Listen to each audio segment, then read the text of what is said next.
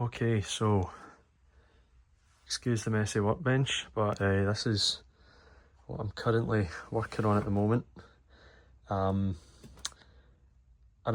eBay purchase. This time, well, I say this time, this will be the second Prewar Abbott that I've found on eBay. The first one I got, I want to say 2 years ago now.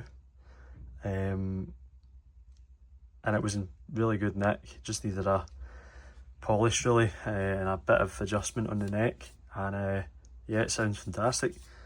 But last week I found this listing for, I don't even think the guy knew what he was selling, to be honest, but it was, you know, you could tell straight away it was a Prewar Abbott. So I sent him an offer and he accepted it. I didn't pay a lot for it, and of course with the condition it was in, you know, I didn't want to spend too much, but considering how rare these instruments are, you know, it was definitely worth the gamble. But as you can see, it is in no playable state. There's a lot of work involved.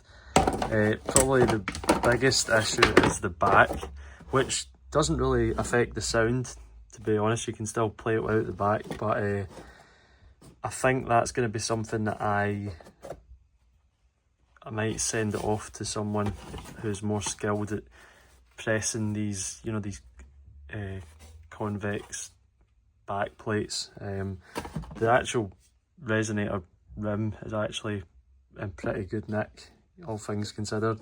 All the mounting blocks are still there.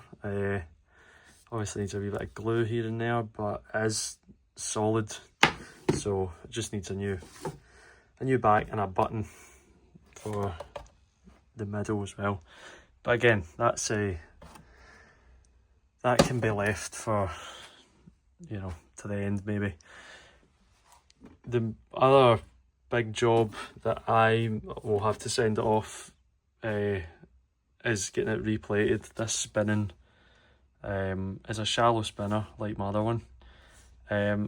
I did take some of the dents out it was pretty misshapen, but as you can see the nickel plating's kind of coming off. It is a bit scratched as well, so yeah, definitely needs a replate. And thankfully all the hardware was there, all the shoes, hooks, nuts, tuning pegs, all original, which is great. One thing that's interesting is the, you know, for the Abbott kind of nuts out there.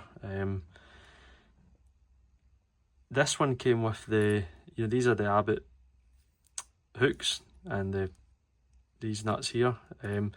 But these shoes are the later shoes they ended up using for the Crown models. The kind of 1927 through to 1929, or actually 1926 through to 1929, they had the squared off shoes, whereas these are the rounded ones. And also another interesting tidbit, if you want to call it that, is the tailpiece, which is also of later design. These tailpieces were on the Crown models as well, and I've seen a couple of later sailor hat ones.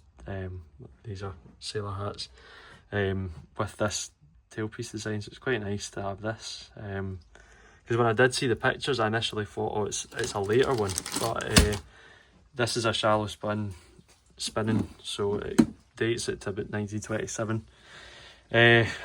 The other thing which I'm kind of working on at the moment is the neck, which, as you can see, there's a wee bit of an issue here with it's obviously taking a bit of damage.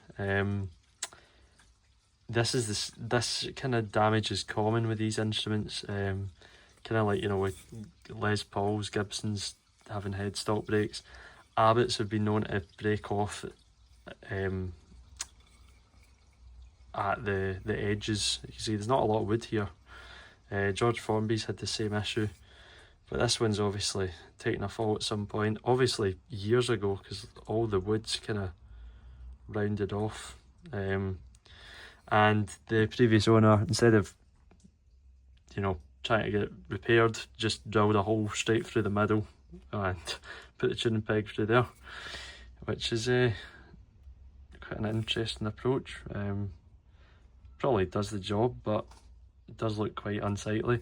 So what I've done is I've got a little bit of maple, which I think this is maple. My other Abbott's got a mahogany neck. It's like a solid mahogany neck. This has got the more kind of familiar three piece. Would you call it three piece? There's a piece in the middle here. Maple neck. And it's got I like the heel design as well, with that kind of layered effect. Another interesting thing about this is the fretboard tapers, which I don't think I've ever seen. I'll need to check my other one to see if it's like that. But yeah, I've never seen that.